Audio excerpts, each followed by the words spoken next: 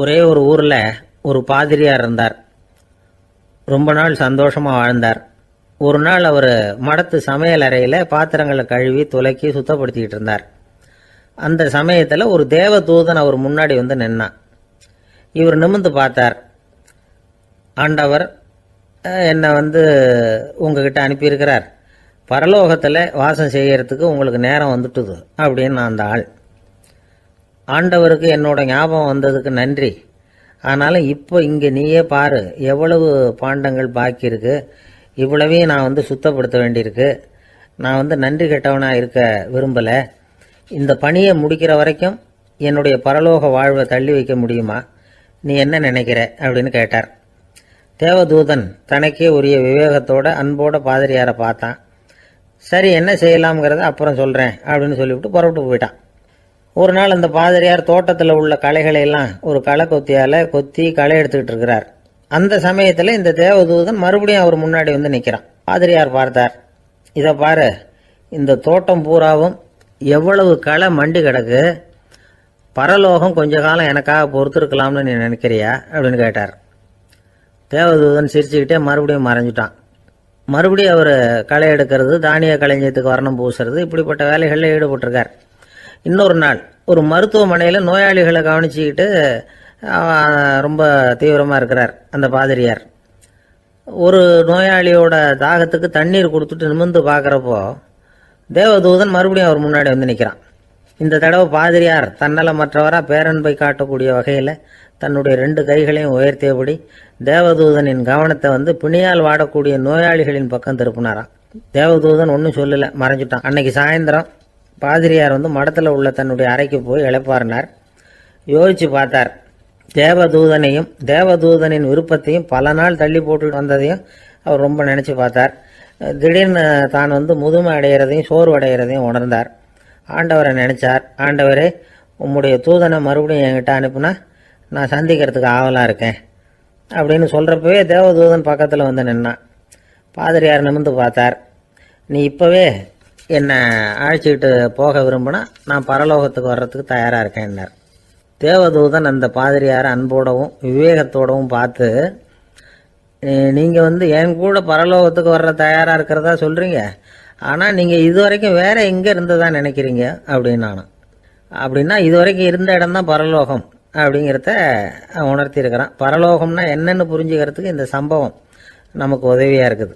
தொண்டு செய்கிறத விட பெரிய செயல் வேற எதுவும் இருக்க முடியாது. அது நம்ம மனசுக்கு கொடுக்குற சுகத்தை வேற எதுவும் கொடுக்க முடியாது. நாம் தொண்டு செய்கிற இடம் தான் அந்த புண்ணிய இடம். ஆனால் இந்த காலத்துல எல்லாம் நாம் தொண்டு செய்யணும்னு நினச்சி ஏதாவது ஆரம்பித்தா கூட அதை ஒரு மாதிரியாக சுற்றி நின்று வேடிக்கை பார்க்க ஆரம்பிச்சிடுறாங்க. ஒரு பெரியவர் அப்படித்தான் ஒரு தொண்டு செஞ்சுக்கிட்டு இருந்தார். ஒரு கோவில் கட்டிக்கிட்டு இருந்தாங்க. அதில் ஒரு இடத்துல ஒரு பலகையை வச்சு ஆணி அடிக்கிற வேலையை செஞ்சுக்கிட்டு இருந்தார் அந்த பெரியவர். ஒரு சின்ன பையன் அதை ரொம்ப ஊக்கமாக அக்கறையாக கவனிச்சுக்கிட்டு இருந்தான். பெரியவர் இதை கவனித்தார். என்னப்பா பார்க்குற, உனக்கும் இது மாதிரி தொண்டு செய்யணும்னு ஆசையாக இருக்கா அப்படின்னு கேட்டார்.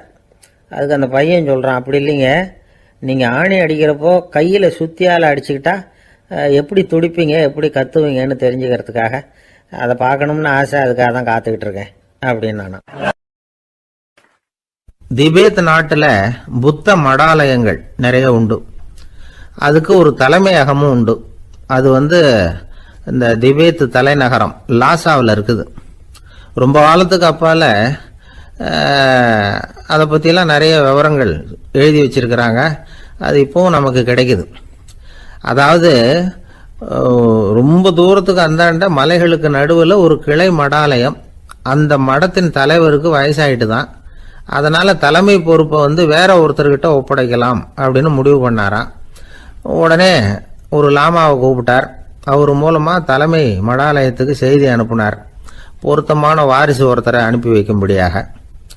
அந்த வாலிப லாமா புறப்பட்டார். காடு மேடெல்லாம் நடந்து போறார். ரொம்ப நாள் கழிச்சு தலைமை பீடத்தை அடைஞ்சார்.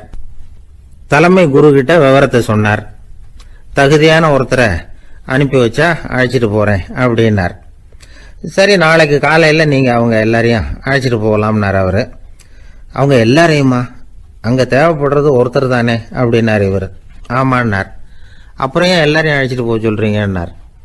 அது இப்போ உனக்கு புரியாது. நான் ஒரு 100 பிக்குகளை அனுப்புகிறேன், அதாவது பிட்சுகளை.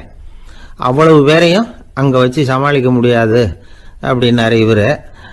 இருந்தாலும் இப்போ அந்த தலைமை குரு என்ன சொன்னார்னா, அதை பற்றி கவலைப்படாத, நான் 100 பேரை அனுப்புகிறேன், அதில் 99 பேர் வழியிலேயே காணாமல் போடுவாங்க, ஒருத்தன் மட்டும்தான் வருவான், அவனும் அங்கே வந்து சேர்ந்துட்டானா நீ ரொம்ப கொடுத்து வச்சவன் அப்படின்னார். இவருக்கு ஒன்றும் புரியல. இருந்தாலும் மறுநாள் அந்த வாலிபால் 100 பேரை அழைச்சிக்கிட்டு புறப்பட்டார். போகிற வழியிலேயே பல பேர் அங்கங்கே பிச்சுக்கிட்டு போயிட்டாங்க. அவர் சொன்னது மாதிரியே வழியில் அவங்க ஊர்கள் இருந்தது தான் காரணம். அப்பா அம்மாவை பார்த்துட்டு வரேன் அப்படின்னு கொஞ்சம் பேர் போனாங்க, சொந்த பந்தத்தை பார்த்துட்டு வரேன் அப்படின்னு கொஞ்சம் பேர். ஒரு வாரம் ஆச்சு. இப்போ மிஞ்சினது 10 பேர் தான். வழியில் ஒரு நகரம், அங்கே சில பிட்சுக்கள் வந்து சந்திச்சாங்க.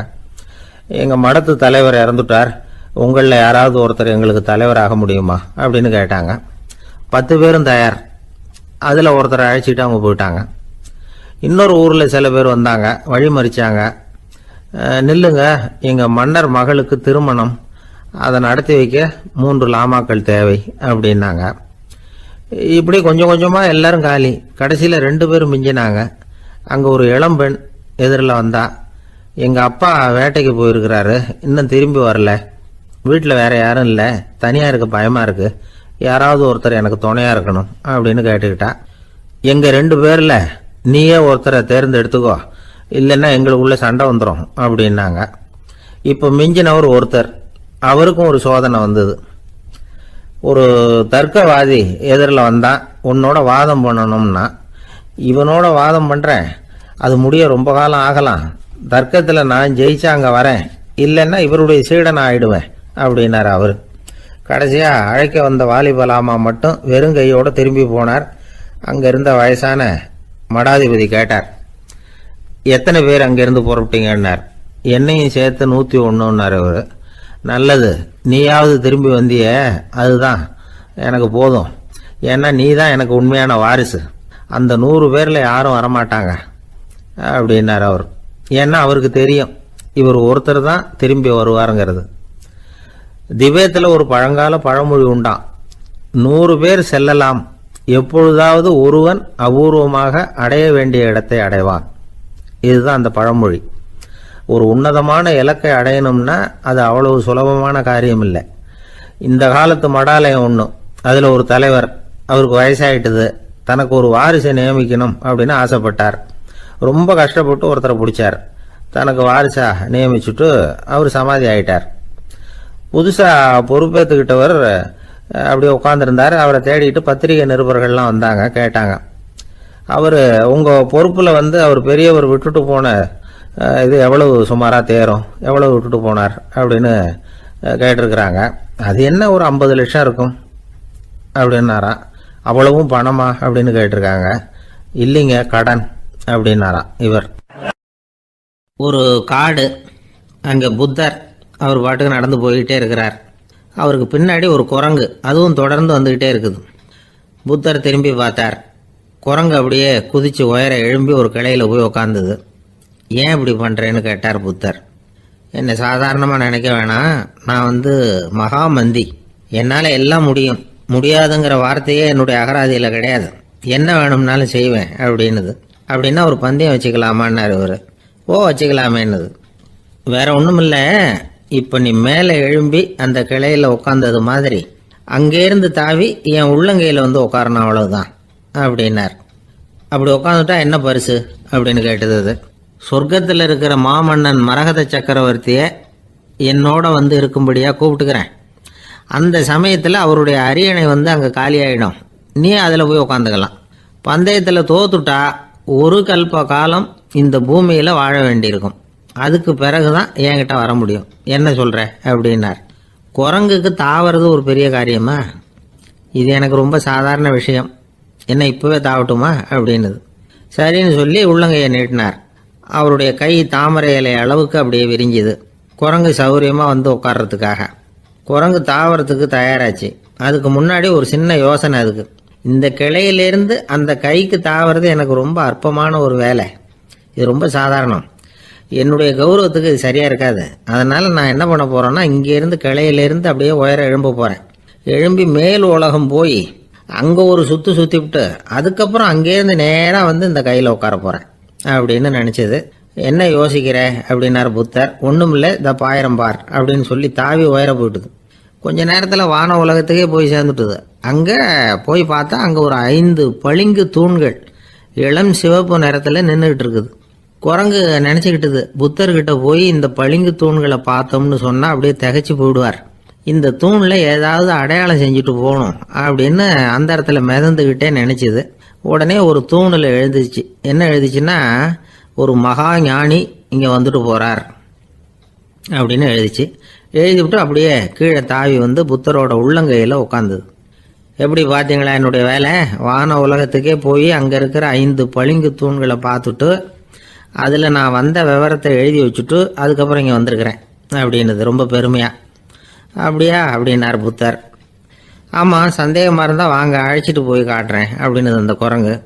அதுக்கு தேவையில்லை, அப்படியே கொஞ்சம் கீழே குனிஞ்சு பார் தெரியும் அப்படின்னார் புத்தர். அங்கே பார்த்தா புத்தரோட உள்ளங்கை தெரிஞ்சுது. நல்லா ஒத்து பார்த்துது.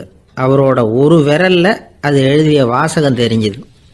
குரங்கு யோசனை பண்ணிச்சு, அப்படின்னா வானத்தில் நான் பார்த்தது புத்தரோட விரல்களா அப்படின்னு யோசிச்சுது. இதை புரிஞ்சுக்கிட்ட உடனே அந்த குரங்கோட கர்வம் அழிஞ்சு போச்சான். நம்ம மனசு தான் இந்த குரங்கு. மனம்ங்கிறதும் ஆணவம்ங்கிறதும் ஒரு நாணயத்தின் 2 பக்கங்கள். மனம் உள்ளவரை ஆணவமும் இருக்கும். மனம் அழிஞ்சாதான் ஆணவம் அழியும். மனம் அழிய வேண்டும் அப்படின்னு பெரியவங்க சொல்கிறது இந்த அர்த்தத்தில் தான். நம்ம ஆளுங்க சவால் விடுறதெல்லாம் வேறு மாதிரி. ஒருத்தன் ஒரு வாய்க்காலை தாண்டுறேன்னு பந்தயம் கட்டி தாண்ட முடியாமல் வாய்க்காலில் விழுந்து காலை உடச்சிக்கிட்டு கட்டு போட்டுக்கிட்டு வந்தான். ஏன்டா அப்படின்னு கேட்டாங்க. நான் பந்தயம் கட்டின நேரம் சரியில்லை அப்படின்னா. எப்படிறான்னு கேட்டிருக்காங்க. வாய்க்காலில் தண்ணி இருக்கிற நேரமாக பார்த்து பந்தயம் கட்டியிருக்கணும் அப்படின்னா. ஒரு ஊரில் ஒரு ஆள் இருந்தான். அவனுக்கு ஒரே ஒரு மகள். அவளை நல்ல இடத்துல கட்டி கொடுக்கணும்னு ஆசைப்பட்டான். அதுக்காக மாப்பிள்ளை தேடிக்கிட்டு இருந்தான். அவன் கொஞ்சம் வசதியான ஆள், அதனால் நிறைய பேர் வந்தாங்க. இருந்தாலும் ஒரு நல்ல குணமுள்ள மாப்பிள்ளையாக இருக்கணும் அவன் எதிர்பார்த்தான். அப்படி இருக்கணும்னு தொடர்ந்து முயற்சி பண்ணான். கடைசியாக ஒரு 3 பேர் கிடைச்சாங்க. அந்த 3 பேரில் யாரை தேர்ந்தெடுக்கிறது, இதுதான் அவனுக்கு வந்த குழப்பம். இந்த நிலைமையில் ஒரு பெரியவரை தேடி போனான்.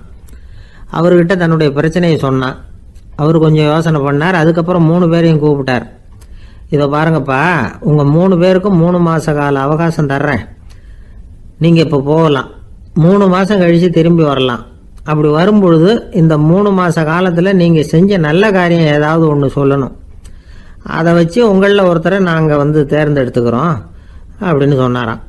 3 பேரும் சரின்னு சொல்லிவிட்டு திரும்பி போயிட்டாங்க. 3 மாதம் ஆச்சு. அதுக்கப்புறம் ஒரு நாள் திரும்பி வந்தாங்க.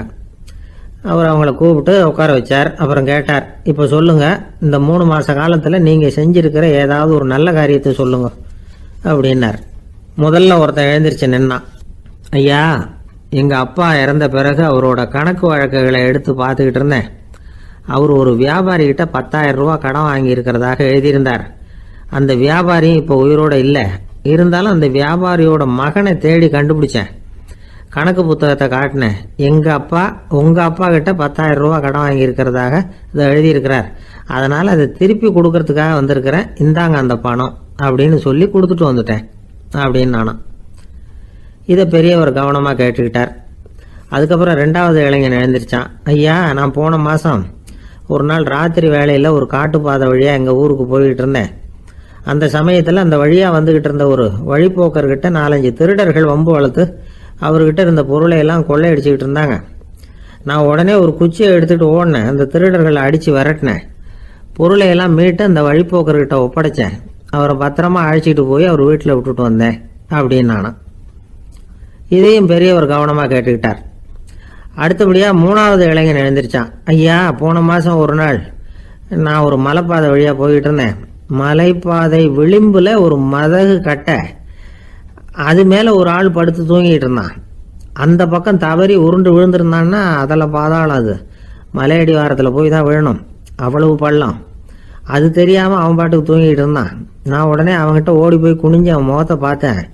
அப்போ தான் புரிஞ்சுது, அவன் ஏற்கனவே எனக்கு தெரியும். அவனை எனக்கு நிறைய கெடுதல் பண்ணியிருக்கிறான், இடைஞ்சல் கொடுத்தவன். இருந்தாலும் ஐயோ பாவம்னு நினச்சி அவனை எழுப்பி பாதுகாப்பாக வேற ஒரு இடத்துல படுக்க வச்சுட்டு வந்தேன் அப்படின்னு நானா. பெரியவர் இதையும் கேட்டுக்கிட்டார்.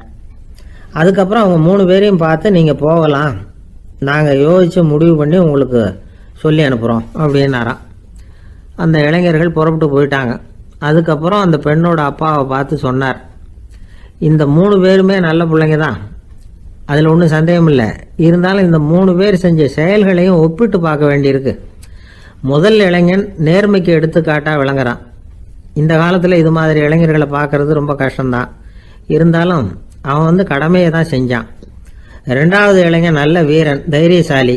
ஒரு வீரன் எதை செய்யணுமோ அதைத்தான் இவன் செஞ்சான். இவன் ஒரு லட்சிய மனிதன். 3வது இளைஞன் தன்னுடைய பகைவனுக்கே உதவி செஞ்சிருக்கான். அவன் உயிரை காப்பாற்றி இருக்கிறான். பகைவனுக்கு அருள்வதுங்கிறது ஒரு சாதாரண மனுஷனால் செய்யக்கூடிய காரியம் இல்லை. பகையை மறக்கிறதும் பகைவனுக்கு அருள்வதும் தெய்வீக பண்புகள். அதனால் இவனையே உன்னுடைய மகளுக்கு ஏற்ற மாப்பிள்ளையா தேர்ந்தெடுக்கலாம் அப்படின்னு சொன்னாங்களாம். ஒரு நல்ல நாளில் அவங்களுக்கு திருமணம் நல்ல விதமாக நடந்து முடிஞ்சுதான். இது சுவாமி சின்மயானந்தர் சொல்லியிருக்கிற ஒரு கதை. இதிலேருந்து நாம் புரிந்து கொள்ள வேண்டிய ஒரு கருத்து, நமக்கு கெடுதல் பண்ணவங்களுக்கும் நாம் நல்லது செய்யணும். ஆனால் நடைமுறையில் அப்படி நம்மளால் செய்ய முடியறதில்ல. அதுதான் சிக்கல். நம்மால் ஒருத்தங்கிட்ட கேட்டேன், ஏண்டா உன்னுடைய பகைவன் ஒருத்தன் அது மாதிரி ஒரு மலைப்பாத மதகு கட்டையில் படுத்திருந்தா உடனே நீ என்ன நினைப்ப அப்படின்னு கேட்டோம். இது ஒரு அருமையான சந்தர்ப்பம்னு நினைப்பேன் அப்படின்னா. எதுக்குன்னு கேட்டோம். அவனை அந்த பக்கமாக உருட்டி கீழே தள்ளுறதுக்கு அப்படின்னா. ஒருத்தர் ரொம்ப கவலையோடு உட்காந்துருந்தார். எதை பற்றி சார் கவலைப்படுறீங்கன்னு கேட்டோம். எதிர்காலத்தை பற்றி கவலைப்படுறேன்னார். ஏன்னு கேட்டோம். என்ன பண்ணுறதுன்னே தெரியல சார், எதிர்காலம் ஒரே இருட்டாக இருக்குது, பாதையே புரியலன்னார். இன்றைக்கி நம்ம இளைஞர்கள் பல பேருக்கு எதிர்காலம் இருட்டாக தான் தெரியுது. அவங்கெல்லாம் இந்த கதையை கொஞ்சம் கேட்கணும். ஒரு மலை அடிவாரத்தில் ஒரு சின்ன கிராமம். அந்த மலை ரொம்ப உயரமானது. அடர்த்தியாக செடி கொடிகள் மரங்கள் அதில் மண்டி கிடக்குது. பகல் வேளையில் இருட்டாக தான் இருக்கும், அவ்வளவு அடர்த்தி. அந்த மலை உச்சியில் ஒரு கோவில். முத நாள் ராத்திரியே புறப்பட்டாதான் காலையில் அந்த கோயிலுக்கு போய் சேர முடியும். கிராமத்து இளைஞன் ஒருத்தன் அந்த மலை உச்சிக்கு போக வேண்டியிருந்தது. கையில் ஒரு விளக்கை எடுத்துக்கிட்டு முத நாள் ராத்திரியே புறப்பட்டான். புறப்பட்டு போனவன் கிராமத்து எல்லையிலேயே நின்றுட்டான். ஏன் தெரியுமா? அவன் கையில் இருந்த விளக்கோட வெளிச்சம் 10 அடி தூரத்துக்கு தான் தெரியுது. அது வரைக்கும் தான் பாதை தெளிவாக இருக்குது. அதுக்கு அப்பால எல்லாம் ஒரே இருட்டாக இருக்குது, பாதை புரியல. இவன் யோசனை பண்ணி பார்த்தான். மனசுக்குள்ள ஒரு சந்தேகம். 10 அடி தூரம் தானே வெளிச்சம் தெரியுது, அப்படின்னா நாம் 10 அடி தூரம் தானே போக முடியும். அதுக்கு அந்தாண்ட ஒரே இருட்டாக இருக்குதே, அதில் எப்படி நாம் நடந்து போகிறது? நாம் ரொம்ப தூரம் நடந்து போய் ஆகணுமே. அப்படிப்பட்ட நினப்பெல்லாம் அவனுக்கு வந்துட்டுது. இதுதான் அவன் மனசில் ஏற்பட்ட தயக்கம்.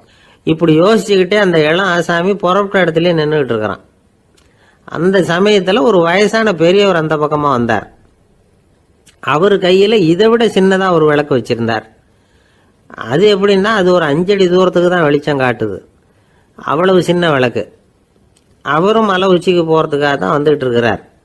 அவரை பார்த்து இவன் கேட்டான், என்ன பெரியவரே, இவ்வளவு சின்ன விளக்க வச்சுக்கிட்டு அவ்வளவு தூரத்துக்கு எப்படி மலையேற போறீங்க அப்படின்னு கேட்டான். நீ ஏன் இப்படி தயங்கிட்டே நிற்கிறேன்னு கேட்டார் பெரியவர். என்கிட்ட இருக்கிற விளக்கு 10 அடி தூரத்துக்கு தான் பாதையை காட்டுதுன்னா. இப்போ பெரியவர் சொன்னார், தம்பி, உன் கையில் இருக்கிற விளக்கு கொடுக்குற வெளிச்சத்தை வச்சு நீ முதல்ல 10 அடி தூரம் முன்னாடி போ. 10வது அடியில் போய் நின்றுக்கிட்டு பாரு. மறுபடியும் ஒரு 10 அடி தூரத்துக்கு பாதை தெரியும். இப்படி உன் கையில் இருக்கிற விளக்கு தொடர்ந்து வெளிச்சம் காட்டிக்கிட்டே இருக்கும். நீ முன்னேற முன்னேற அந்த வெளிச்சமும் முன்னேறும். அதனால் எத்தனை கிலோமீட்டர் தூரம் வேணும்னாலும் நீ இந்த 10 அடி தூரம் வெளிச்சத்தை வச்சுக்கிட்டே நீ போயிடலாம், புறப்படு அப்படின்னார். இப்போதான் அந்த பெரியவர் சொன்னது இளைஞனுக்கு பளிச்சுன்னு புரிஞ்சுதான். உடனே உற்சாகமாக புறப்பட்டான், உச்சிக்கு போய் சேர்ந்தான். இந்த கதையிலேருந்து நாம் புரிஞ்சிக்க வேண்டியது என்ன தெரியுமா? நீண்ட கால திட்டம் ஒன்று போடும் பொழுது நமக்கு முன்னாடி இருக்கிறத மறந்துட்டு மனசை போட்டு குழப்பிக்க கூடாது. உங்கள் கையில் என்ன இருக்கோ அதுலேயே உங்கள் எதிர்காலம் மறைஞ்சிருக்குது. கண் முன்னாடி தெரியறத வச்சு ஆரம்பிங்க, போக போக வழி தானா புலப்படும் அப்படிங்கிறார் ஒரு பெரியவர். பெரிய பயணங்களையெல்லாம் இப்படி தான் நடத்த வேண்டியிருக்கும். ஒவ்வொரு அடியாக எடுத்து வச்சா ஓடி போய் சேர்ந்து விடலாம். மலைச்சு போய் நின்றுட்டா நின்றுக்கிட்டே இருக்க வேண்டியது தான். நம்ம ஆள்லாம் ரொம்ப மோசமாக இருக்கிறாங்க. ஒருத்தன் அப்படி தான் நீண்ட தூர பிரயாணம் ஒன்று புறப்பட்டான். ரயில் போய்கிட்டே இருந்தது. கொஞ்சம் தூரம் போச்சு, பாதி வழியில் கையில் வச்சுருந்த டிக்கெட்டை காற்றுல விட்டுட்டான். ஐயோ என் டிக்கெட்டு போயிட்டுதே அப்படின்னு கத்த ஆரம்பிச்சிட்டான். பக்கத்தில் இருந்த பெரியவர் அவனை பார்த்து பரிதாபப்பட்டு, கவலைப்படாத தம்பி, போனா போகுது, வேற டிக்கெட் வாங்கிக்கலாம் அப்படின்னு ஆறுதல் சொன்னார்.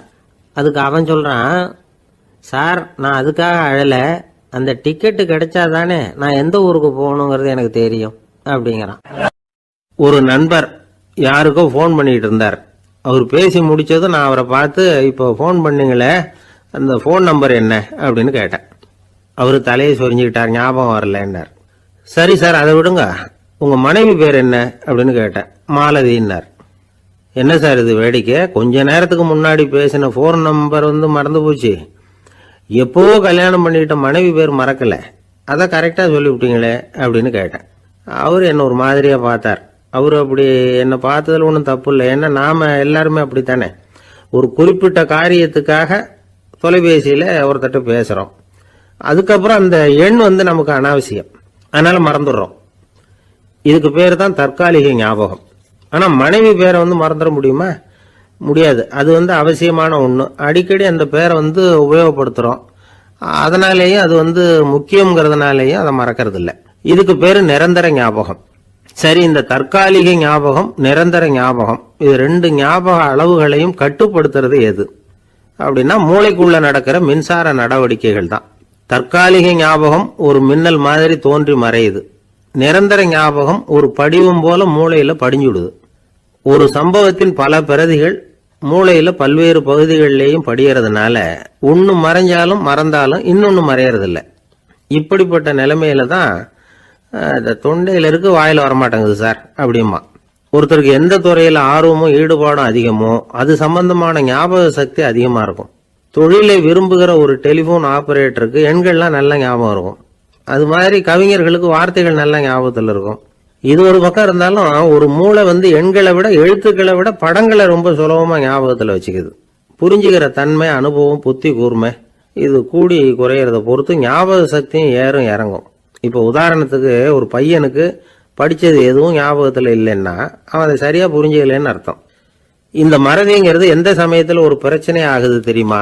உங்களுக்கு வேண்டியப்பட்ட ஒருத்தரை ஞாயிற்றுக்கிழமை சாயந்தரம் சரியா 5 மணிக்கு கடற்கரைக்கு வர சொல்லிவிட்டு அந்த நேரத்தை மறந்துட்டா அது பரவாயில்ல, வர சொன்னதையே மறந்துட்டாதான் நிலைமை மோசம்னு அர்த்தம். இப்படி இருந்தா இது சிகிச்சை எடுத்துக்க வேண்டிய நிலைமைங்கிறத புரிஞ்சுக்கணும். ஆமா, இதுக்கும் மருந்து இருக்கு. ஆனா மூளை குறிப்பிட்ட அளவுக்கும் கீழே இயங்குறப்போவோ இன்னொன்னு சொல்லுவாங்க, இந்த நீரோ டிரான்ஸ்மிட்டர் அப்படின்னு சொல்லுவாங்க. அப்படிங்கிற மூளை ரசாயனம் ரொம்பவும் குறைஞ்சி போறப்போ மட்டும்தான் உபயோகப்படும். டாக்டர் என்ன சொல்றாங்க தெரியுமா?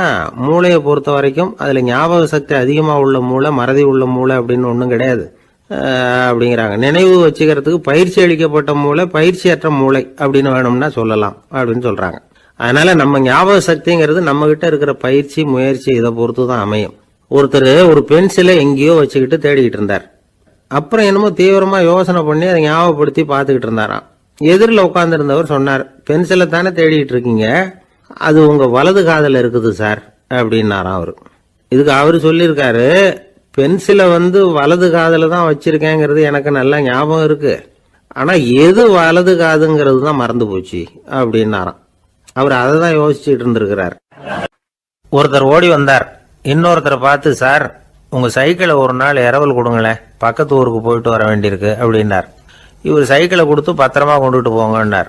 சார் இதை பத்திரமா கொண்டு போறேன், கவலையே வேணாம், ஏன்னா இது உங்களோட சைக்கிள் அப்படின்னு நான் நினைக்கல, என்னோட சைக்கிளா நினைக்கிறேன் அப்படின்னார். அதுக்கப்புறம் தான் இவருக்கு உண்மையாவே பயம் வந்துட்டுது. ஏன்னா அவர் சொன்னது மாதிரி அதை தன்னோட சைக்கிளாவே நினைச்சு தள்ளிட்டு போட்டா என்ன பண்றது? எது எதை நம்முடையதா நினைக்கணுங்கிறதுக்கு ஒரு வரையறை இருக்கு. சில பேர் ஆபீஸையே வீடா நினைச்சு விடுறது உண்டு. அப்படிப்பட்டவங்க கூட வீட்டை ஆபீஸா நினைக்கிறது இல்லை. ஏன்னா வீட்டில் இவர் ஆபீசரா நடந்துக்க முடியறதில்ல. இதெல்லாம் ஒரு பக்கம் இருக்கட்டும், இப்போ விஷயத்துக்கு வருவோம். பொறியியல் மேதை டாக்டர் விஸ்வேஸ்வர ஐயா இருந்தார் இல்லையா, பாரத ரத்னா விருதெல்லாம் கொடுத்தாங்களே. ஆபீஸ் வேலை வேற, சொந்த வேலை வேற அப்படிங்கிறதுக்கு ஒரு உதாரணமா இருந்தவர் அவர். மைசூர் மகாராஜா கிட்ட திவானா இருந்தார். அவர் ஒரு நாள் அரசாங்க வேலை காரணமா வெளியூர் போயிருந்தார். ஹாசன்கிற ஊருக்கு பக்கத்துல ஒரு பயண மாளிகை, அங்க தங்கிவிட்டார். ராத்திரி அங்க தங்கி இருந்துட்டு விடிஞ்சதும் ஊருக்கு திரும்புறதாக திட்டம். ராத்திரி தூங்குறதுக்கு ரொம்ப நேரம் ஆயிட்டுது. ரொம்ப நேரம் வரைக்கும் அரசாங்க சம்பந்தப்பட்ட வேலைகளையே பார்த்துக்கிட்டு இருக்கிறார். அரசாங்க ஃபைல்கள் நிறைய இருந்தது. அதையெல்லாம் ஒவ்வொன்றா எடுத்தார், படித்து பார்த்தார், பரிசீலனை பண்ணார். அதில் எழுத வேண்டியதை எழுதினார், கையெழுத்து போட்டார். ஒரு வழியாக அந்த வேலையெல்லாம் முடிஞ்சுது. அதுக்கப்புறம் என்ன பண்ணார்னா, தன்னுடைய சூட்கேஸை திறந்தார். அதிலிருந்து 2 மெழுகுவத்தியை எடுத்து கொளுத்தி வச்சார். அந்த பயண மாளிகையில் அது வரைக்கும் எரிஞ்சுக்கிட்டு இருந்த மின்சார விளக்குகளை அணைச்சுட்டார். அதுக்கு பிறகு அந்த மெழுகுவத்தி வெளிச்சத்தில் சில புத்தகங்களை தொடர்ந்து படிக்க ஆரம்பிச்சிட்டார். அந்த பயண மாளிகையில் பணியாளராக இருந்தவர் இதை பார்த்துட்டு ஓடி வந்தார். மறுபடியும் மின் விளக்கு போடுறதுக்காக போனார். விஸ்வேஸ்வரையா அதை பார்த்துட்டு போட வேணாம்ட்டாராம். இதுவரைக்கும் நான் அரசாங்க அலுவல்களை கவனிச்சுக்கிட்டு இருந்தேன், அதனால மின் விளக்குகள் அப்போ எரிஞ்சதில் தப்பு இல்லை. இப்போ நான் புத்தகம் படிச்சுக்கிட்டு இருக்கேன், இது என்னுடைய சொந்த வேலை. இங்கே இருக்கிற மின் விளக்கு அதுக்காக ஏன் எரியணும் அப்படின்னு கேட்டாராம். இப்போ இருக்கிற சில அரசு பணியாளர்கள்கிட்ட இந்த சம்பவத்தை பேச்சோட பேச்சா சொல்லி பார்த்தேன். அவங்களால இதை ஜீரணிக்கவே முடியல. நேர்மை தேவைதான் சார், அதுக்காக அவ்வளவு தூரத்துக்கு அது தேவையா அப்படிங்கிறாங்க. விஸ்வேஸ்வரையா அப்படி பண்ணினது தான் ஒரு நேர்மையாளர் அப்படின்னு இந்த உலகத்துக்கு நிரூபிக்கணுங்கிறதுக்காக இல்லை. தான் அப்படி நடந்து காட்டினா தன்னை சுற்றி இருக்கிறவங்களும் அதை கேள்விப்படுறவங்களும் முடிஞ்ச அளவுக்கு பொது வாழ்க்கையில் அரசு பணியில் நேர்மையை கடைபிடிக்க முயற்சி பண்ணலாமே அப்படிங்கிறதுக்காகத்தான். இப்போவும் சில பேர் இருக்கிறாங்க, இவங்க ஆஃபீஸ் வேற வீடு வேறன்னு நினைக்கிறது இல்லை, அவ்வளோ உரிமை. ஒருத்தர் அப்படிதான், அவருக்கு அவசரமாக 5000 ரூபா தேவைப்பட்டது. ஆஃபீஸு பணத்தை எடுத்துக்கிட்டார். அந்த நேரம் பார்த்து ஆடிட் வந்துட்டுது, ஆப்பிட்டுக்கிட்டார். விசாரணை நடக்குது. அவர் சொல்றார், சார் நான் நேரம் காலம் பார்க்காம ஆஃபீஸில் வேலை செய்வேன், ஏன்னா அதை என்னோட ஆஃபீஸாக நினைக்கிறேன்.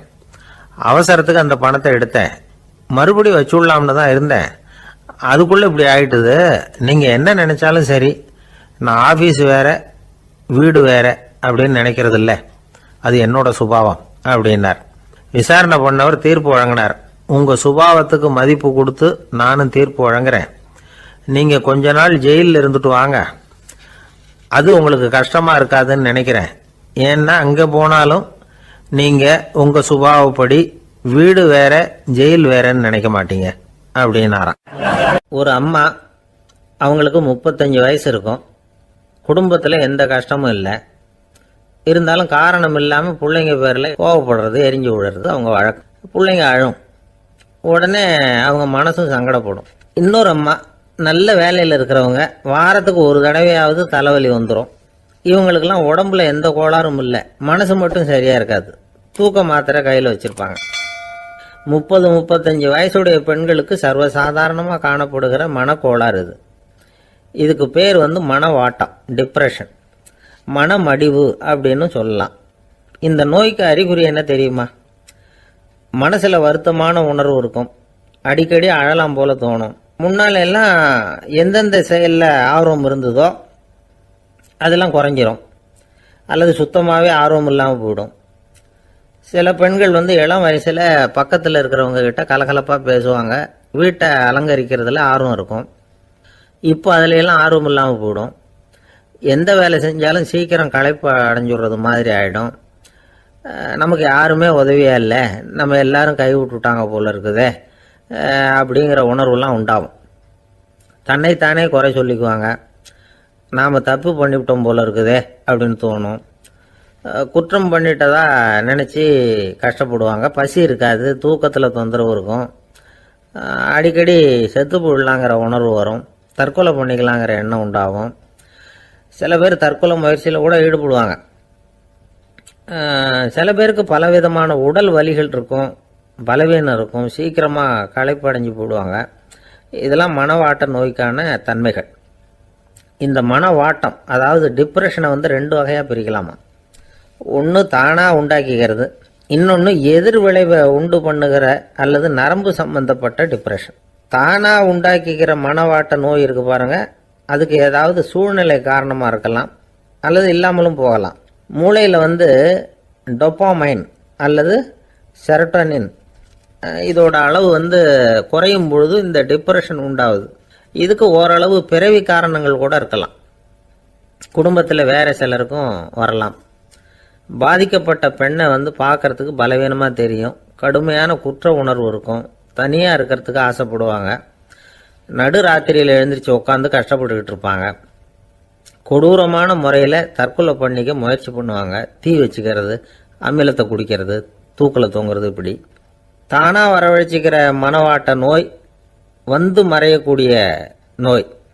ஒரு தடவை வந்தால் 3லேருந்து 6 மாதம் வரைக்கும் நீடிக்கும். இடைப்பட்ட காலங்களில் நோயாளி இயல்பாக இருப்பார். எதிர் விளைவை உண்டு பண்ணுகிற அல்லது நரம்பு சம்பந்தப்பட்ட மன வாட்ட நோய் எப்படின்னா, கணவன் மனைவி மாமியார் மருமகள் இப்படிப்பட்ட உறவு முறை பிரச்சனைகள், தோல்விகள், எரிச்சல்கள், ஆபீஸ் பிரச்சனை, இப்படிப்பட்ட சூழ்நிலையால் உண்டாகிறது. எல்லாத்துக்கும் மருந்து இருக்குது, மார்க்கம் இருக்குது, கவலைப்பட வேண்டியதில்லை, தைரியமாக இருக்கணும். உளவியல் மருத்துவம் இதுக்கு ரொம்ப உபயோகமாக இருக்கும். சில பெண்களை பாருங்கள், அவங்க எதுக்கும் அலட்டிக்கிறது இல்லை. ஒரு அம்மா அப்படி தான் தன்னுடைய கணவனை அழைச்சிக்கிட்டு ஒரு மனநோய் மருத்துவர்கிட்ட வந்தாங்க. டாக்டர், எங்கள் வீட்டுக்காரர் திடீர்னு ஒரு மாதிரி ஆயிட்டார், வித்தியாசமாக நடந்துகிறார். எப்படின்னா, இவர் தன்னையே ஒரு ஒட்டடை பூச்சியாக நினச்சிக்கிட்டு இருக்கிறார். அப்படி நினச்சிக்கிட்டு தன்னுடைய தலையாலேயே வீட்டில் உள்ள ஒட்டடையெல்லாம் தொடச்சிக்கிட்டு இருக்கிறார் அப்படின்னாங்க. எவ்வளவு நாளாக அப்படி இருக்குதுன்னு கேட்டார் டாக்டர். 1 வாரமாக அப்படி இருக்குது அப்படின்னாங்க அந்த அம்மா. அப்படின்னா முன்னாடியே ஏன் அழைச்சிட்டு வரல அப்படின்னு கேட்டார் டாக்டர்.